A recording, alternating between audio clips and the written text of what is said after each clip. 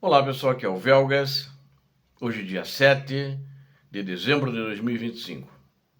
Putin quer subjugar a Ucrânia.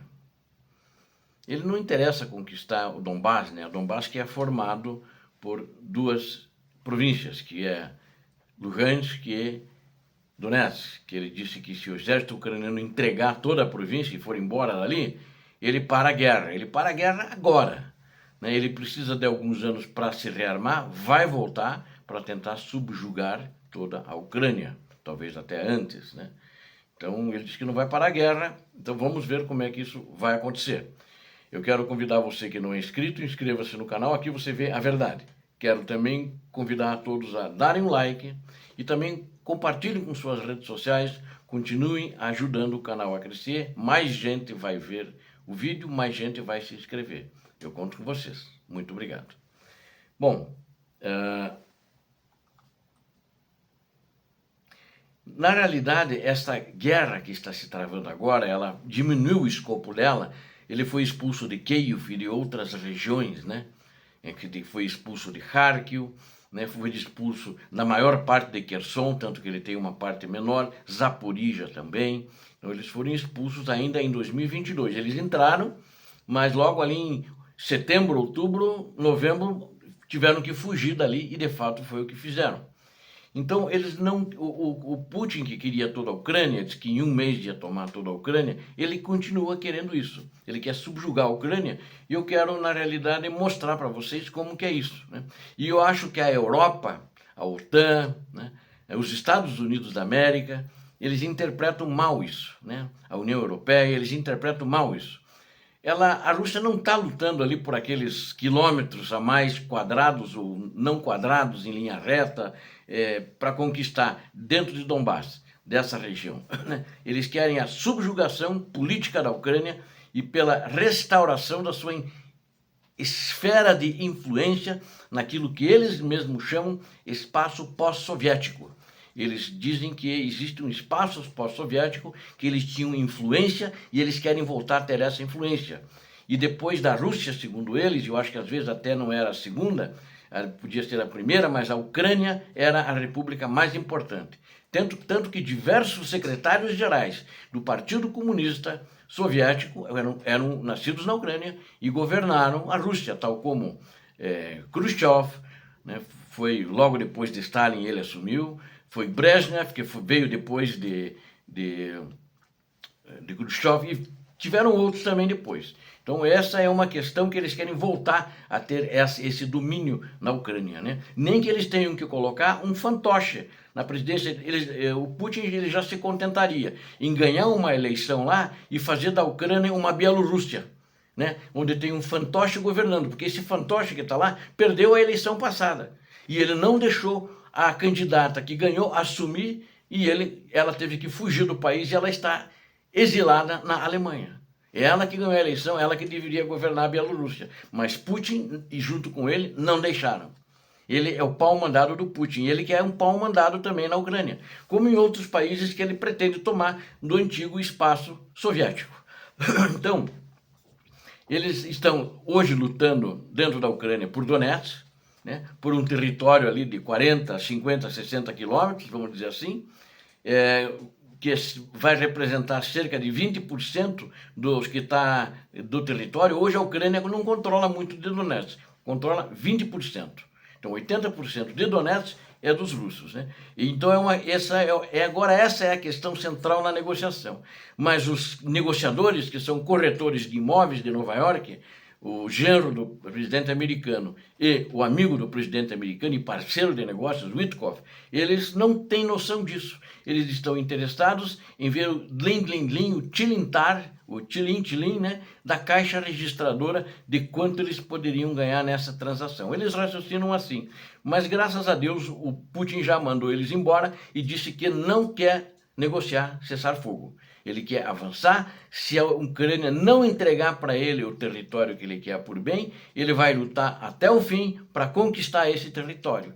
E depois, quando reconquistar esse território, ele vai dizer o que ele quer mais. Né? Então essa é a situação. E ele agora está sem dinheiro, mas ele está correndo atrás de dinheiro.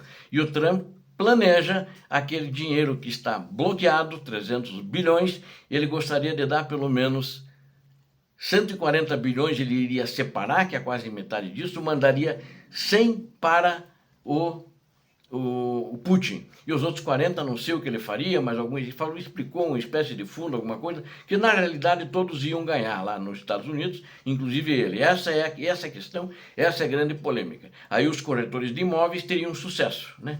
Eu espero que ele não mande esse dinheiro para a Rússia, que vai escalar mais a Rússia contra a Ucrânia. Vamos ver, a declaração do secretário de Estado americano, ela é mais ou menos verdadeira. Ele diz o seguinte: a Rússia precisa desses territórios para declarar uma vitória de propaganda. Eu concordo com ele. Ela quer fazer uma propaganda que ela teve vitória, ficou lá quase 4 anos ou 4 anos e ela ganhou a guerra na Ucrânia. O ditador russo precisa disso até pela segurança dele. E ele também, eu acho que as repúblicas populares de Donetsk e Luhansk seriam libertadas de qualquer forma, né? Eles diziam, libertamos, né? Mataram muita gente lá que eles foram libertar, destruíram as casas e os prédios que eles foram libertar, mas eles vão dizer que libertaram finalmente, torturaram, estupraram, isso eles fizeram, né? E agora esse não é o principal objetivo do Putin, né? O principal objetivo do Putin é as intenções dele, e ele já repetiu isso diversas vezes. Ele expôs as ambições dele pela primeira vez em Munique em 2007, onde ele declarou o retorno à política imperial e rejeitou a arquitetura de segurança europeia. Em Munique acontecia, em 2007, uma conferência de cúpula sobre a segurança europeia. E ele disse que ele quer o retorno dos países que eles tinham influência. Todo mundo viu, não acreditou muito, bateram palma, enfim, né? O Ocidente é meio lerdo nesse negócio. Acho que só tem corretor de imóveis lá. Só querem vender imóveis. O texto desse discurso ressurge, nada contra corretor de imóveis, por favor. Estou falando num sentido assim pejorativo, porque as negociatas que esses dois foram fazer em Moscou, são vergonhosas. Totalmente vergonhosas. Eles foram vender a Ucrânia mesmo, literalmente. O texto desse discurso ressurgiu nos sites da Embaixada Russa em 2014, quando começou o desmembramento da Ucrânia e a Rússia anexou a Crimeia. Começou a desmembrar a Ucrânia aí, e tomou posse da região de Donbass, no leste da Ucrânia. O ditador russo confirmou essa trajetória novamente um ano depois, na cúpula da OTAN em Bucareste. Olhando para trás, é possível lembrar o clima de tensão entre os políticos europeus, mas ninguém levou suas palavras a sério o suficiente para agir já naquela hora de forma decisiva. Se tivesse agido em 2014, Obama era presidente, ele não agiu, né? Já acho que não teria a situação hoje e provavelmente o Donbass não seriam aquelas duas repúblicas fakes, né? Não existiriam, né? Então esse é o problema, né? E eles estão tentando apenas apaziguar a Rússia, né? E prejudicando com isso a Ucrânia. E quando já tinham sanções, a Merkel, que era a governante da Alemanha, apesar das sanções, ela burlou as sanções e construiu o gasoduto Nord Stream 2 para o Vladimir Putin. Não poderia ter feito isso. Ou seja, é uma traição atrás da outra. Com o governo Trump buscando fechar um acordo e lucrar com a guerra. Também é outra traição, né? Na minha opinião, o Trump está traindo a Ucrânia, está traindo valores ocidentais históricos dos Estados Unidos da América. Os Estados europeus e outras democracias operam dentro de ciclos de planejamento curtos, moldados por eleições. Esse é o problema, né? Então eles são lerdos nisso por causa da democracia, né? A Rússia é oposto à natureza de longo prazo da estratégia do Kremlin, perseguida deliberadamente por mais de uma década através de agressões militares e operações híbridas. É o verdadeiro problema. É por isso que a narrativa de lutar por uma faixa de 50, 60 quilômetros é conveniente para Moscou. Os parceiros ocidentais questionam se vale a pena investir recursos financeiros e humanos massivos na defesa de um território devastado. Só que não ia parar aí. Isso é um discurso que ele acaba enganando todas as pessoas, né? O que eles querem, na realidade, é colocar um governo fantoche, como eu disse no início, lá em Kiev, dependente de Moscou, como é a Bielorrússia, né? Como eram os outros estados e repúblicas soviéticas. Para a Ucrânia, o objetivo da Rússia é a subjugação política, privá-la da sua soberania e instalar em Kiev um governo fantoche que dependa totalmente do seu ditador criminoso. E lá é diferente. A cada 4 anos, ou outro país, talvez a cada 5 anos, né? Existem eleições na Europa e podem mudar, e mudam, né? Tanto que os caras estão sempre de olho na próxima eleição e eles têm medo de entrar na guerra porque a guerra pode fazê-los perder a eleição. O Putin não tem medo. Ele oprime o povo, né? Ele falseia as eleições, ele falsifica as eleições e está aí já há 26 anos no poder. Vai ser em maio agora, 26 anos no poder. O Instituto para o Estudo da Guerra relatou recentemente que a Rússia ocupou 1% do território ucraniano desde 2023, elevando o total, incluindo áreas anexadas ilegalmente, para 20% do país. Atualmente, a Rússia ocupa menos território que no início da invasão, antes da contraofensiva de 2022. Por mais dolorosa que seja cada perda, não apenas territorial, o ritmo dos avanços russos é muito imperceptível, é muito pequeno. Reconhecê-los, no entanto, equivaleria a uma segunda partição da Ucrânia. Só um observador ingênuo poderia acreditar que a Rússia não buscaria uma terceira fase na invasão, né? O Kremlin avança por meio de uma estratégia de fatiamento, despojando a Ucrânia de território e desestabilizando politicamente. Você veja uma coisa, eles invadiram em 2014, né? Ou seja, 8 anos depois, eles fizeram a segunda fase. Então eles têm tempo, têm paciência, né? Se o Putin não estiver até lá, um outro ditador vai entrar no lugar dele já com o compromisso de continuar a guerra. Essa é a nova União Soviética que esses canalhas criminosos querem construir e estão construindo. É aí que reside a chave, politicamente, é aí que reside a chave para a Ucrânia. O objetivo da Rússia, repito, é a subjugação política, né? É isso que eles querem, não querem que ela seja soberana. É um retorno ao modelo que persistiu por séculos até o 1991 para o flanco oriental da OTAN. O objetivo é o enfraquecimento e a desestabilização, reconstruir uma esfera de influência russa. É isso que eles querem. Outras manifestações do desafio que a Ucrânia, que representa para a Ucrânia e para o Ocidente, incluem operações híbridas, ataques incendiários, sabotagens, cyberataques, explosões de linhas férreas na Polônia, interferência de GPS sobre o Mar Báltico contra os países da Europa e plantio de bombas em aviões de carga, que isso aconteceu, né, no avião da FedEx. Vocês lembram disso aí alguns meses passados. Se seguirmos a lógica do que se trata de território, poderíamos concluir absurdamente que a Rússia quer tomar cidades na Polônia, como Białystok, né? E o que o Kremlin realmente deseja é que as sociedades na fronteira leste da OTAN vivam com medo, se polarizem e vejam crescer o apoio das forças políticas anti-ocidentais dentro do seu próprio país, anti-ucranianas e mais ou menos abertamente pró-Rússia, como está acontecendo na Hungria, está acontecendo na Geórgia, como aconteceu na Eslováquia, onde eles elegeram 2 facínoras tais como o ditador da Rússia. Esse também é um método para atingir seus objetivos, é um método para atingir o exército, poder mudar o exército, é o hasteamento da bandeira, não são as únicas ferramentas. Então o exército soviético, o exército russo e hastear a bandeira russa não é a única ferramenta que eles querem para fazer isso. Eles também estão usando essa guerra híbrida influenciar eleições nesses países. Com a próxima eleição que tiver na Ucrânia, eles vão tentar influenciar. Vale lembrar também que a Rússia atacou a Ucrânia quando Kiev começou a se distanciar de sua órbita, que foi em 2014, quando o pensamento reformista ganhou força. Os processos de identidade se aceleraram e até mesmo o ex-presidente e traidor ucraniano, Viktor Yanukovych, resistiu à completa subordinação da economia ucraniana a Moscou, depois se entregou a eles. A Rússia tolerava uma Ucrânia subordinada, não uma autônoma. Quando percebeu que estava perdendo o controle, seguiu-se a agressão. Depois a guerra, teve a Revolução Laranja, teve a Euromaidan, foram pontos de virada cruciais. É o povo que foi à rua, não saiu, mataram gente com snipers que vieram de Moscou, né? Existem várias razões, uma delas é que os objetivos da administração Trump não deixam a situação animadora, não se alinham com os da Ucrânia ou os da Europa.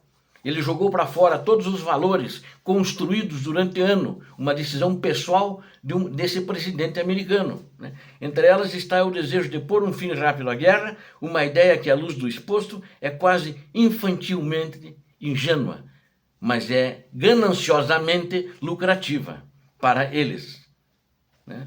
Outro problema é a falta fundamental de compreensão da Rússia em Washington.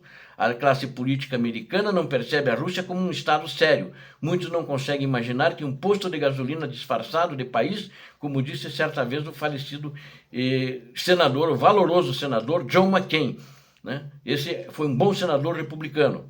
Ele hoje é falecido.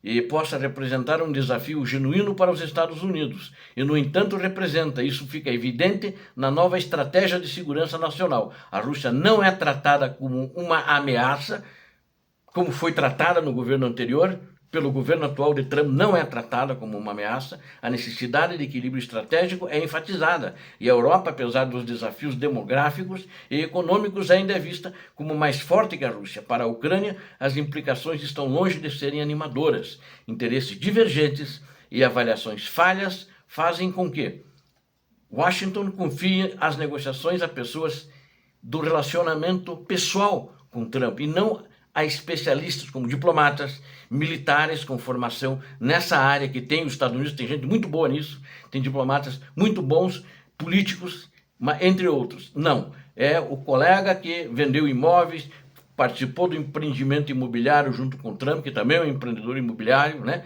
É o genro. Esse tipo de coisa não é razoável, né? Isso, lamentavelmente, tem que ser questionado. Steve Witkoff e Jared Kushner, se eles são capazes efetivamente de negociar com o Kremlin. Eu acho que não são e já mostraram que não são, pelos resultados apresentados. A mentalidade transacional é a lógica de fechamento de negócios. Essa é a mentalidade. Nós temos que ir lá e fechar um negócio, pegar terras raras da Rússia, uma série de coisas para pegar o petróleo da Rússia. É para isso que eles estão indo. E pegar o que eles vão nos recompensar, porque nós vamos dar a Ucrânia para eles. Esse é o grande problema, né? Enquanto os Estados Unidos da América, isso não é compartilhado pela elite política russa, que ela é moldada pela KGB. A elite política russa, os oligarcas são moldados pela KGB, são contemporâneos e muitos são da antiga KGB. Né? Moscou se eles concordassem com os Estados Unidos, já teriam fechado um acordo há muito tempo, especialmente porque as informações disponíveis sugerem que as ofertas eram atraentes. O fato de a Rússia não ter alterado seu curso, incluindo as sanções americanas contra a Rosneft e a Lukoil, confirma isso. Retomando a declaração de Marco Rubio, se um político americano conhecido por suas posições agressivas em relação à Rússia não entende isso, ou finge não entender os verdadeiros objetivos do Kremlin, então o nível de entendimento entre outros membros do governo e negociadores pode ser ainda pior. A Rússia vem reconstruindo sua influência e atacando novos países há anos. O Ocidente, por sua vez, permanece confuso, buscando repetidamente um acordo para Moscou. Isso não é com Moscou, né? Isso não é novidade. A aproximação do Ocidente com a Rússia remonta à década de 1990. Foi quando surgiu a ideia de uma Europa de Lisboa a Vladivostok. Em 1990 surgiu essa ideia. Mas em vez de buscar a integração, a Rússia optou por bombardear Grozny na Chechênia e travar guerra na Chechênia. Para a Ucrânia, como um diplomata ucraniano de alto escalão descreveu recentemente essa situação, é muito difícil. E vai continuar sendo difícil, a exemplo do que caiu muito o nível desse entendimento em Washington. Né? Hoje eles já reabilitaram lá no Alasca, recebendo um criminoso, né, um criminoso de guerra, cujo exército estuprou, cujo exército matou, cujo exército torturou, com um tapete vermelho e com aplausos do presidente americano. Obrigado a vocês que assistiram a esse vídeo, eu conto com vocês, inscrevam-se no canal, deem um like, compartilhem com suas redes sociais, façam seus comentários, eu conto com você inscrito no canal. Muito obrigado, Deus abençoe a todos vocês, Deus abençoe a Ucrânia, Deus abençoe o Brasil. Paz e bem, paz para toda a humanidade.